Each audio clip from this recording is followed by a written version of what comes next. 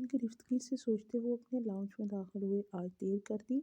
عائشہ بیگم سامنے ہی dining chair پہ بیٹھی سفید چنے صاف کر رہی تھی۔ ہاں بس پلوشا کی طرف چلا گیا تھا۔ چلتے ہوئے وہ بھی ان کے پاس آ کے بیٹھ گئے۔ پھر انہیں دیکھا، میں نے بات کی تھی ابھی پلوشا سے، لیکن وہ خاموش ہوئے۔ عائشہ چنے چھوڑ کے ان کا چہرہ دیکھ رہی تھی۔ لیکن پلوشا نے انکار کر دیا ہے۔ کیوں؟ میری بیٹی میں کیا کمی ہے؟ ممتا اونت کے آئی۔ کمی نہیں ہے، اچھا ہی ہوا ہے کہ نہیں بات بنی۔ ہماری اشوے اتنی چھوٹی ہے ماں ویر سے، وہ بھی کم سے کم 8-9 سال بڑا ہے، سمجھدار ہے، اپنے لیے ایک میچور لائف پارٹنر ڈیزرو کرتا ہے، اور اشوے ابھی بچی ہے، لابالی سی، ابھی تو اس کے جھگڑے ہی ختم نہیں ہوتے۔ ہو جاتی سمجھدار۔ ان کے دل کو دھکا سا لگا تھا، افسوس، اذیت، کیا کیا نہیں تھا۔ آپ پریشان ہوں عائشہ بیگم، اللہ نے جو ہماری بیٹی کے لیے جوڑ بنایا ہوگا اس سے اچھا تو ماں ویر نہیں ہوگا نا۔ ان کے ہاتھوں کو تھامتے تسلی دی۔ وہ کر بھی کیا سکتے تھے؟ عائشہ بیگم بھی خاموش ہو گئی۔ لیکن یہ دکھ کچھ دنوں میں غصے میں بدل گیا تھا، اور اس غصے کا نتیجہ یہ نکلا تھا کہ اب ان کے گھر آنا جانا بند، خاص طور پر اشوے کا، چاہے کوئی مر ہی کیوں نہ رہا ہو، اس کے گھر کسی بھی حال میں نہیں جانا۔ صحیح کہتے ہیں، رشتے ہو جائیں تب بھی لڑائی جھگڑے، اور نہ ہوں تو پھر لازمی سی بات۔ لیکن کیوں ماما؟ ابھی تو ہم لوگوں نے گروپ اسٹڈی کرنی تھی۔ اشوے نیا حکم سن کر پریشان تھی۔ ایسا کیسے ہو سکتا تھا؟ عزت ویسے ہی کم آتی تھی، اور اب اس کا آنا جانا بھی ختم۔ بس میں نے کہہ دیا نا۔ نہیں تو نہیں، آپ کو پتہ ہے ہمارے پیپر سٹارٹ ہونے والے ہیں، ہم نے پڑھنا ہے۔ بے شک فیل ہو جاؤ، پر ان کے گھر نہیں جانا۔ وہ دو ٹوک انداز میں منع کرتے اسے اور کچھ بولنے سے بھی روک دیا۔ پاؤں پٹکتے وہ اپنے کمرے میں آ گئی۔ صرف یہ ہی نہیں، کچھ دن بعد اس کا لیپ ٹاپ بھی چھین لیا گیا۔ پیپر کی تیاری کرو۔ اور پھر اشوے اکیلی ہو گئی۔ سارا دن کالج سے آ کے بوکھلائی پھرتی، کبھی ماما کے ساتھ کام کروا دیتی لیکن پڑھتی پھر بھی نہ۔ جس دن پیپر تھا اس سے ایک دن پہلے اس نے پڑھنا شروع کیا تھا، اور پھر دل لگا کے پڑھا تھا۔ پہلا پیپر انگلش کا تھا، جو اس کے خیال میں اتنا اچھا تو ہو ہی گیا تھا کہ وہ پاس ہو جاتی۔ اگلے پیپر رمضان میں تھے۔ عائشہ بیگم ساتھ ساتھ رمضان کی تیاری بھی کرتی تھی، اور اسے پڑھائی کی تاکید بھی کرتی رہتی۔ ریز آج کل اسے کم ہی تنگ کرتا تھا۔ اس کے بھی پیپر ہونے والے تھے، اسے بھی تیاری کرنی ہوتی تھی۔ نیز یہ کہ ان کے گھر ایک دم سے خاموشی چھا گئی۔ عائشہ بیگم بولتی رہتی تھی، کبھی تنگ آ کے اشوے کو ڈانٹنا شروع کر دیتی، بلا وجہ اس کے رشتے کے لیے بھی پریشان تھی، اور اب اس کی حرکتوں سے بھی، جو فلمی ہیروئن کی طرح کبھی یہاں اداس پڑی ملتی تو کبھی وہاں۔ ماما جانے دیں، آج تو یار میرا کل پیپر ہے پاک اسٹڈی کا، میرے نوٹس ہیں عزت کے پاس۔ پہلے اشرے کا تیسرا روزہ تھا، اور اشوے ماما کی پھر سے منتیں کر رہی تھی۔ اس کے نوٹس عزت کے پاس تھے، عزت کے اپنے گم ہو جانے کی وجہ سے۔ بک سے پڑھو۔ افطار کے لیے پکوڑے تلتے انہوں نے صاف انکار کیا۔ ماما بس یوں گئی اور یوں آئی، پلیز جانے دیں۔ کہا نا، نہیں تو بس نہیں، اب چاہے فیل ہو جاؤ۔ ماما ہو کیا گیا ہے؟ ایسی بھی کیا قیامت آ گئی ہے؟ آپ نے سارے تعلق ہی توڑ دیے ہیں۔ جو بھی ہو، تمہارا اس سے کوئی لینا دینا نہیں ہے، بس جاؤ یہاں سے، میرا سر نہ کھاؤ۔ کام کاج آتا نہیں ہے؟ ماں سے سوال جواب کرنے خوب آتے ہیں بس۔ آئی بڑی، یوں گئی اور یوں آئی۔ نقل اتارتے اسے ڈانٹ کے بھگایا۔ میں جا رہی ہوں پھپھو، ہے میری، آئی سمجھ؟ آپ نہیں رو سکتی، زندی انداز میں کہتے وہ باہر جانے لگی۔ میں جاؤں گی، پھر وہیں رہنے دینا، واپس گھر مت آنا، ٹانگیں توڑ دوں گی تمہاری۔ ماما، وہ رو پڑی تھی، کتنی ظالم عورتیں ہیں۔ پاؤں پٹک کے اپنے کمرے میں واپس آئی۔ پتہ نہیں کیوں ایسا کر رہی ہیں، اب میں کہاں سے پڑھوں؟ پاک اسٹڈی کی بکس تو تھی، لیکن اس پر لانگ لکھا تھا، پوائنٹ ٹو پوائنٹ نہیں تھا، اور نوٹس بہت اچھے اور آسان تھے۔ لیپ ٹاپ بھی نہیں تھا۔ اچھا ماما، لیپ ٹاپ تو دے دیں۔ پھر عائشہ بیگم کے سر پر کھڑی تھی۔ لیپ ٹاپ میں نے بیچ دیا، میں نے کفگیر سے پکوڑوں کو بے نیازی سے کہا۔ کیا؟ آپ کا دماغ؟ میرا مطلب ہے اس میں میرے کالج کی پکس تھی۔ وہ صدمے سے بے ہوش ہونے والی تھی۔ ابھی وہ وقت نہیں ہے کہ تم بیٹھ کے اپنے فوٹو دیکھو، جا کے پڑھائی کرو۔ خود روزہ رکھا نہیں ہے، میرے سر پہ کھڑی ہو، مجھے تنگ کر رہی ہو۔ میرا پیپر تھا اس لیے نہیں رکھا، صدمے سے چور لہجے میں کہا۔ آپ بتائیں، کیا بیچ دیا؟ ہاں سچ میں، اسے یقین نہیں آ رہا تھا۔ اف، نہیں بیچا، لیکن دوں گی نہیں۔ اوکے، روزہ رکھ کے جھوٹ نہیں بولتے ماما۔ خشمگین نظروں سے ماں کو دیکھا۔ عائشہ بیگم نے مشکل سے مسکراہٹ کنٹرول کی تھی۔ چلو جاؤ اب، یہاں سے بہت گرمی ہے۔ اشوی وہاں سے ایک بار پھر خالی ہاتھ واپس آ گئی۔ اب بس ایک ہی طریقہ تھا اور وہ تھا چھت سے پڑوس میں جایا جائے۔ پڑوس والوں کے 2 پورشن تھے اور پھر اوپر چھت تھی، لیکن ان کا ایک ہی پورشن تھا، مطلب ان کے سیکنڈ پورشن کے برابر ان کی چھت تھی۔ دبے پاؤں وہ اوپر آئی۔ سامنے والا کمرہ معابیر کا تھا۔ اس کے ٹیرس کی دیوار ان کی چھت کے کونے پر تھی۔ وہ بلی کی چال چلتے ہوئے سامنے آئی۔ ٹیرس کا دروازہ کھلا تھا۔ شکر ہے۔ گہرا سانس لیا۔ چلو اشوی، چلتے ہیں۔ معابیر گھر تو ٹکتا نہیں تھا جو وہ پھنستی۔ دوپٹہ کندھے سے لا کے کمر پہ باندھا، پھر آگے ہو کے جوتے پہلے اندر پھینکے۔ معابیر جو وضو کر کے نکل رہا تھا ٹھٹک کے رکا، پھر ایک نظر ٹیرس کو دیکھا جس پہ لگے بلر شیشے پہ کسی کے ہاتھ رکھے تھے، پھر بندر کی طرح اچھلتے اس کا آدھا حصہ بھی نمودار ہوا۔ معابیر ماتھے پہ تیوریاں چڑھائے سامنے ہوا۔ اشوی جہاں کھڑی تھی، اگر وہاں سے اس کا ذرا سا بھی پیر ڈگمگاتا وہ سیدھا زمین پہ گرتی۔ چھت پہ نہیں، زمین پہ۔ معابیر جس پہ ابھی تک اس کی نظر نہیں پڑی تھی، چلتا ہوا اس کے بالکل قریب آیا۔ وہ جو سر نیچے کیے اپنے پیروں کو دوبارہ سیٹ کر کے نکلنے کے لیے جگہ تلاش کر رہی تھی، کولون کی خوشبو کو قریب سے آنے پر چونکی، پھر پلکیں اٹھا کے دیکھا۔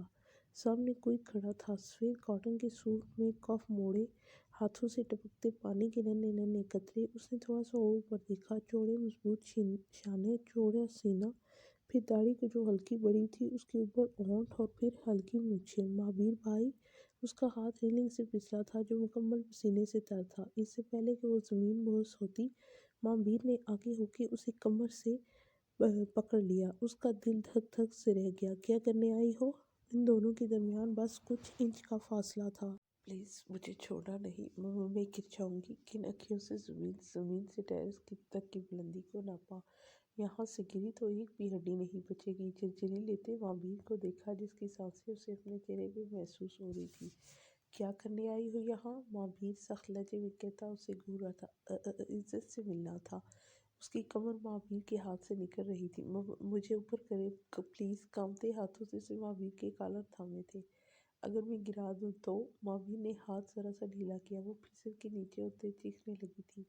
اگلے ہی جھٹکے میں معابیر نے اسے اٹھا کے اندر کیا۔ اب بتاؤ کیوں آئی ہو یہاں؟ پھر چلتے اس کے قریب ہوتے دیوار کے ساتھ لگایا۔ وہ جو خوف سے کانپ رہی تھی، بے یقینی سے معابیر کو دیکھنے لگی۔ اس نے تو یہ سوچا ہی نہیں تھا کہ معابیر بھی ہو سکتا تھا وہاں۔ وہ مجھے نوٹس لینے تھے، سیدھا راستہ بھی تھا نا؟ اس کی گردن پہ اپنی انگلیوں کا لمس چھوڑتے سوچنے میں مجبور کر گیا تھا، لیکن مما نہیں آنے دیتی۔ گردن جھکاتے گال کو کندھے سے مسلا۔ لیکن یہ طریقہ بھی تو صحیح نہیں ہے نا؟ معابیر کی آنکھوں میں جذبات کی لو دہک رہی تھی۔ وہ خود بھی نہیں جانتا تھا کہ کیا کر رہا تھا اس وقت۔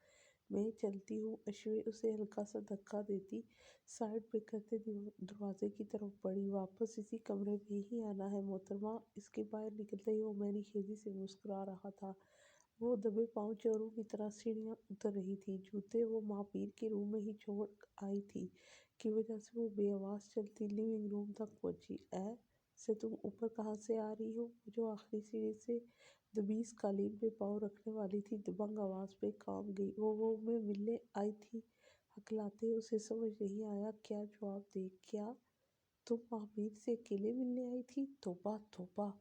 پلوشہ بیگم اس کے سر پہ کھڑی تھی۔ نہیں بھائی سے نہیں، وہ عزت سے ملنا ہے مجھے، میرے نوٹس ہیں اس کے پاس۔ وہ جلدی سے سیڑھی عبور کرتے انہیں سمجھانے لگی۔ اور جوتے کہاں ہیں؟ اب ان کی نظر پاؤں میں پڑی۔ وہ عزت کے روم میں تیزی سے کہا۔ تو تم اوپر سے رہی ہو؟ وہ اسے مشکوک نظروں سے گھور رہی تھی۔ جی نہیں پھپھو، بے عزت کے ہی پاس تھی وہ۔ اس نے کہا بھائی سے موبائل لے آؤ، بس وہاں جا رہی تھی۔ بروقت بہانہ بناتے وہ تیزی سے عزت کے کمرے کی طرف بھاگی۔ وہ جو بکس پھیلائے لکھ لکھ کے یاد کر رہی تھی، اسے آندھی طوفان کی طرح نازل ہوتے دیکھ کے سیدھی ہوئی۔ کیا ہوا؟ اس کے چہرے پہ ہوائیاں اڑتی دیکھ کے پوچھا۔ مجھے یقین نہیں آتا یہ میری پھپھو ہیں، اتنی خوفناک۔ اوہ ہیلو بہن، میری ماں کے بارے میں بات کر رہی ہو؟ ہاں ہاں پتہ ہے۔ تم میرے نوٹس واپس کر دیتی نا تو یوں مجھے 2 عورتوں کو دھوکہ نہ دینا پڑتا۔ اب جلدی واپس کرو، دیر ہو رہی ہے۔ پہلے تمہارا بھائی اوپر قید کر کے کھڑا ہو گیا تھا، بنا سوچے جلدی سے اپنے نوٹس اس کی بکس کے بیچ سے نکالے۔ اللہ حافظ۔ कल सेंटर में बात होगी। जिस तेजी से आई थी वापस उसी तेजी से मुड़ी। भाई ने कैद? इज्जत अभी तक वही बात सोच रही थी। रुको रुको, तुम आई कैसी हो? मम्मी ने तो मना किया था ना। फिर इज्जत को कुछ कुछ समझ आ रहा था। जी बिल्कुल, और जैसे आई हूँ अब वापस भी। वो जो बाहर निकलने लगी थी सामने पप्पो को घूरता देख के वापस अंदर आई। इज्जत प्लीज एक हेल्प कर दो। उसके पास बेड तक चलती आई, फिर मन्नत भरी निगाहों से देखा। हाँ करती हूँ मैं तुम्हारी मदद। जूते कहाँ हैं? मुंह बनाते उसके खाली पैर देखे। फिर अश्विन ने उसे सारी कहानी, दुख भरी कहानी सुनाई। इज्जत तो पहले उसे घूरती रही, फिर हंसते हंसते उसके साथ बाहर आई। तुम लोग महावीर को आराम करने दोगे? वो लोग ऊपर कदम रख ही रहे थे जब पीछे से एक बार फिर आवाज़ आई। जी जी जी मम्मा, हम लोग भाई से लैपटॉप लेने जा रहे हैं, कुछ नोट्स बनाने हैं। अश्वी इज्जत के पीछे ऐसे खड़ी थी कि उसके पैर चुभ गए थे। जल्दी वापस आओ। जी। फिर वो दोनों ऊपर आई। भाई दरवाज़ा खोलें। साथ दरवाज़ा नॉक भी किया। आ जाओ, खुला है। भारी मर्दाना आवाज़ अंदर से आई तो इज्जत ने हैंडल घुमाते दरवाज़ा खोला। भाई, इसके जूते। अपनी मुस्कुराहट को कंट्रोल करते इज्जत ने भाई को देखा। वो जो बेड पे बैठा कुरान पाक की तिलावत कर रहा था। चूंकि मतलब वो अकेली नहीं आई, किसके कुरान मजीद बंद करते गिलाफ में लपेटा। अश्वे अभी तक वहीं खड़ी दम साधे इस इंसान को देख रही थी। मजबूत कलाई, ऊपर मुड़े हुए कफ, बेध्यानी से इसकी कलाई पर मौजूद छोटे छोटे बालों पर नजर गई। जब आई थी पहन के जाती। टेरेस तो अबूर कर लिया था मोहतरमा ने। महावीर ने उसका नज़रों से तहक़्क़ुब करते अपना कफ सीधा करके बटन बंद कर दिए। मैं जाऊं? फिर अश्विन ने दोनों को देख के ऐसे पूछा कि जैसे वो यहाँ से जाना चाहती भी हो और ना भी। फिर आगे हो के अपने जूते पहने जो एक सीढ़ी के पास गिरा था और एक आलबर ऊंचा फेंक दिया था जो वॉशरूम के दरवाजे के पास पड़ा था। झिरझिरी लेते उसने पहले नोट्स टेरेस से अपनी छत पे फेंके, फिर वापस जूते उतारे और जूते भी अपनी छत पे उछाले। वो दोनों उसकी हरकतें मुलाहिजा फरमा रहे थे। मैं चलती हूँ। पाँव सेट करके रखते पीछे मुड़ के दोनों को देखा। गिर जाओगी अश्वे, सामने देखो, महावीर ने बेसाख्ता कहा था। अश्वे ने वापस मुड़ती एक बड़ी छलांग लगाई और अपनी छत पर कूद गई। वो छलांग इतनी बड़ी हो गई थी कि अपनी छत पर गिरते अपना बैलेंस बरकरार नहीं रख पाई। उखड़ा हुआ सीमेंट होने की वजह से उसका घुटना और हथेली दोनों छिल गए थे, लेकिन वो किसी तकलीफ का तासुर दिए बिना वापस मुड़ी। वो दोनों ही खड़े उसे फिक्रमंदी से देख रहे थे। बाएं लंगूर उनको हाथ हिलाया, फिर जूते पहने, नोट्स उठाए और वापस आ गई। आयशा बेगम अभी तक कोड़े तल रही थी। कैसे पागल दोस्त हैं। महावीर ने एक संजीदा निगाह इज्जत पे डाली जो वापस मुड़ने लगी थी। पागल नहीं है, एक्चुअली मामी उसे यहाँ आने नहीं देती और उसके नोट्स मेरे पास थे तो किसी और को भेज देती, रीस को भेज देती। खुद बंदरों की तरह उछल उछल के लाजमी आना रहता है। वो दोनों अनजाने में एक दूसरे को लंगूर और बंदर कह चुके थे। वो बात मान ले तो मसला ही गया है। जाओ। कोई फ़ायदा नहीं था इज्जत से कुछ कहने का। उसने साइड हर हाल में उसकी ही लेनी थी। फिर उसके जाने के बाद उसने अपना मोबाइल निकाला। बिनिश का मैसेज आया हुआ था। शाम 5 बजे ट्रैक पे मिलते हैं। मैसेज देख के उसकी आंखों में हल्की सी मुस्कुराहट नमदार हुई। महावीर खान 28 साल का नौजवान मर्द। वो किसी भी बिजनेस का इकलौता वार्ड नहीं था, बल्कि वो अपने बलबूते पर काम करने का कायल था। चाहे फिर वो रेडी लगा के प्याज ही क्यों ना बेचता। खान बाबा की अपनी फैक्ट्री थी, लेकिन महावीर वहाँ कभी भी बॉस की तरह नहीं गया था और ज़्यादा भी बहुत कम ही थी। ग्रेजुएशन के बाद उसने फिजिकल एजुकेशन में पीएचडी की थी। उसे बचपन से ही पहाड़ों पर चढ़ना, दरिया में उतरना, ऊंची ऊंची जगहों पर जाने का बहुत शौक था। फिर उसने एथलीट बनने का सोचा। वो एक काबल टाइगर था, एक खूबसूरत और मजबूत जिस्म का मालिक भी। वो इन्हीं सरगर्मियों की बदौलत था। जो उसका काम था उसमें हमेशा इंसान को फिट रहना पड़ता था। आजकल वो खुद क्लासेस दे रहा था और बिनिश उसकी स्टूडेंट होने के साथ साथ अच्छी दोस्त भी थी। उसका हल्का अहबाब बहुत वसी नहीं था। बचपन से लेके अब तक उसने 3 दोस्त बनाए थे। वो भी इन लोगों ने ऑफ़र की तो वो मान गया था।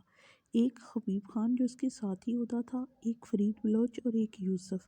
फरीद भी उसे एथलीट में ही मिला था। यूसुफ अपने बाप का बिजनेस संभाल रहा था, जिससे उसकी मुलाकात कम ही होती थी। और अब बिनिश भी खुद उसके करीब आई थी। वो एक मैच्योर लड़की थी।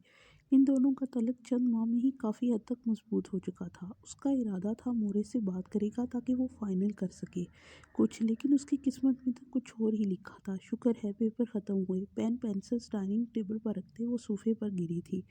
आज 21वां रोज़ा था। कैसा हुआ पेपर? आयशा बेगम जूस का गिलास उसे पकड़ाते पंखा तेज़ करने लगी। आजकल गर्मी बहुत ज़्यादा थी और फिर बाहर इस वक्त चिलचिलाती धूप। बहुत अच्छा हो गया है, एक ही सांस में ख़त्म करते जवाब दिया।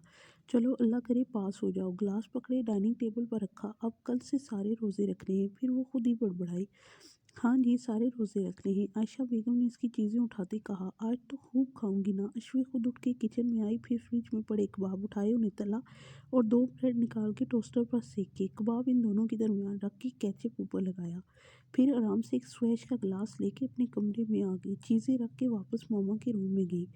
मामा लैपटॉप, खुशी उसकी अंग अंग से फूट रही थी। पेपर्स ख़त्म होने के बाद ऐसी ही खुशी होती है। आयशा बेगम ने फिर उसे दराज से लैपटॉप निकाल के दिया। शुक्रिया, बाहें फैला के वापस आई। फिर जो इतने दिनों का सीज़न छोड़ा हुआ था वो मुकम्मल करके 1 बजे रात को सोई। मुझे पढ़ने दो। रीस उसकी हरकतें देख के चीना था। अश्वी के पेपर ख़त्म हुए थे कि रीस के स्टार्ट हो गए। पढ़ो, मैंने कब रोका है? उसके आगे पीछे फिरते वॉल्यूम और ऊंचा किया। क्या मसला है? मामा मामा, उसकी अब की बार उसने आयशा बेगम को आवाज़ दी। मामा ये पढ़ने नहीं दे रही। वो जो अपने कमरे में अकेला बैठ के पढ़ रहा था। अश्वी मामा का मोबाइल उठाए नाते सर्च कर करके लगा रही थी, वो भी ऊंची आवाज़ में। मैं देखो, मैंने तुम्हें कोई तंग किया था? रीस ने रोज़ा भी रखा हुआ था और उसका 2 बजे पेपर भी था। ओके ओके पढ़ो। वो इससे और तंग करने का इरादा तर्क करते छत पर आई। फिर जान के टेरेस पर देखा, दरवाज़ा बंद था। अब ये मोहतरम वापस आएंगी तो मैं इज्जत से मिल सकूंगी। उसने दूसरी दफ़ा भी इसी रास्ते से जाने का सोचा था, लेकिन माबीर को गए 2 हफ्ते हो गए थे। एक बार भी वापस नहीं आया था कि अश्वी अपनी बिछड़ी सहेली से मिल लेती। वापस सीढ़ियाँ उतरते मामा के कमरे की तरफ आई। मेरे एक जानने वाले ने अपने बेटे के लिए हाथ मांगा है। अश्वी का वो जो हैंडल घुमा के अंदर दाखिल होने लगी थी वहीं रुक गई। लेकिन मुझे वो लोग कुछ अच्छे नहीं लग रहे। तुम देख लो, मिल लो खुद, फिर कोई फैसला करेंगे, हमीद साहब आयशा को कह रहे थे।